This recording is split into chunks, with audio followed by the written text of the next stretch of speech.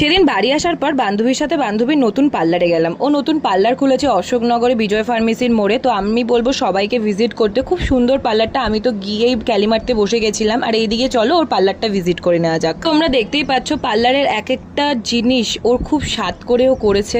আমার তো খুব পছন্দ হয়েছে, গিয়ে আমার তো খুব ভালো লাগছিল। তো তোমাদের বলবো অবশ্যই আসতে। তো যাই হোক, তারপরে আমি আর ও মিলে বেরিয়ে গেছি। আমরা হাত ধরে রাস্তায় হাঁটছিলাম, কারণ যদি হারিয়ে যাই। তো হাবড়ায় গেলাম, তো হাবড়ায় গেছি আর লস্যি খাবো না এটা হতেই পারে না, তো লস্যি তো খেতেই হবে। লস্যি নিয়ে লস্যি খাওয়ার পর ট্রেন ধরে চলে আসলাম মসলান্দপুর আসার পর আমাদের আরও একটা বান্ধবী এসেছিল। তো সবাই মিলে চলে গেলাম ক্যাফেতে চা খাবো বলে। এবার দেখো চা খেতে গিয়ে কি নাটক এদের, আমার ব্যাপারে তো উল্টো পাল্টা যা তা বলতেই আছে। তো তারপরে আমরা চা খেলাম, তো চা খেয়ে দিয়ে আমরা ওখান থেকে বাড়ি চলে আসলাম। তো এসে পঞ্চমী বললো কি চল একটু কোল্ড ড্রিঙ্কস খাই। আমরা ভালো করে জানি আমি কোল্ড ড্রিঙ্কসটা খাই না, তো আমি নিয়ে নিলাম আমার জন্য ফুটি। তো আমি ফুটি খাচ্ছি, ওইদিকে আবার ওকে এইসব কেনাকাটা করছে। তো ওইদিকে কেনাকাটা করুক, এরকম মিনি ব্লগ দেখার জন্য কমেন্ট শেয়ার সাবস্ক্রাইব সবকিছু করে দিও। আজকের মতো টাটা বাই।